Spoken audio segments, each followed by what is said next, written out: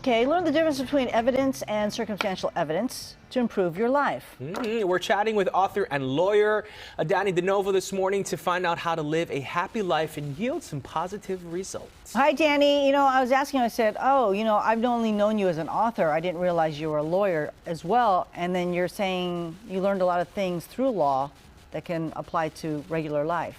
How's that? I apply law to a lot of different things now.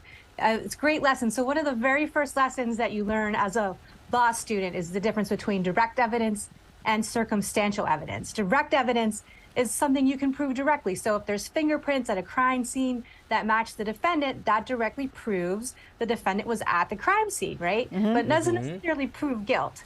Now, circumstantial evidence is a little bit harder.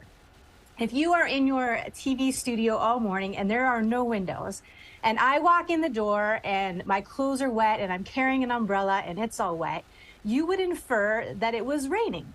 You didn't see the rain, you didn't hear it or feel it, but you would reasonably believe it was raining, and that would be a reasonable belief. When it comes to the evidence of life, circumstantial evidence is king. Now, we like direct evidence because it's certain. We like seeing those zeros at the end of our bank statement. We like when relationships show up in real life.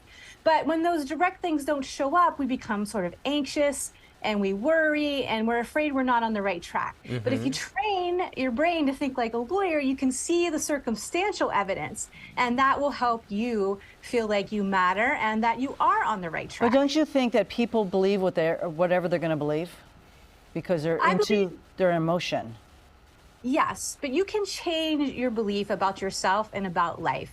You always hear the quote, I'll believe it when I see it. But in all actuality, when it comes to the magic of life, you have to believe before you see and not see to believe. That's a hard thing to do, but when you train yourself again to look for it, you'll see it. So let me give you an example. Let's say you see a smile from your child and you think, it's just a regular smile. But underneath that is circumstantial evidence of unconditional love for you and circumstantial evidence that they are creating their own dreams and their own beliefs with your influence. Or you have a stranger come up to you and nod at you when you're on the street and you don't think about it twice. But that's circumstantial evidence of respect. We really want life to deliver us a package. Ring our front doorbell and set it on the front step. Just like Amazon, but that's not how life works. Right. Life is more like Santa Claus. It really becomes a belief that you have to hold in your heart. I love that. I love that. And it takes practice too. It takes a lot of practice. I just finished a book. It's called Show Me My Miracles for Today. Yeah. And the reason that I wrote it was to help people change that belief system about life. One of the baby meditations that I put in there is literally just sitting in the morning very quietly and saying to yourself, show me my miracles for today.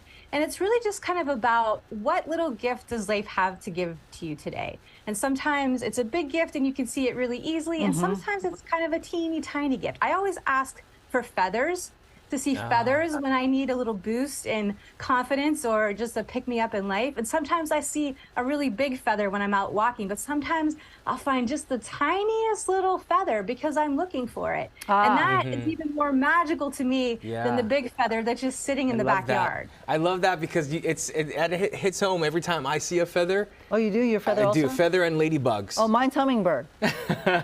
Mine's hummingbird, yeah. That's magic. When I picked my apartment here and I moved in, I found 8 live ladybugs in the apartment. Oh. In the apartment. And my niece and nephew were like, what's going on? I says, those are the little signs that we see sometimes, right? Yeah. All right. Just got to be aware. Thank you, Dannie. And if you want more information from Dannie, she's a life coach there, DannieDeNovo.com. Thank you. It's so good to be with you. Oh, we like that. Thank you, Dannie. So yours is hummingbirds, T, huh? Hummingbird. Like if I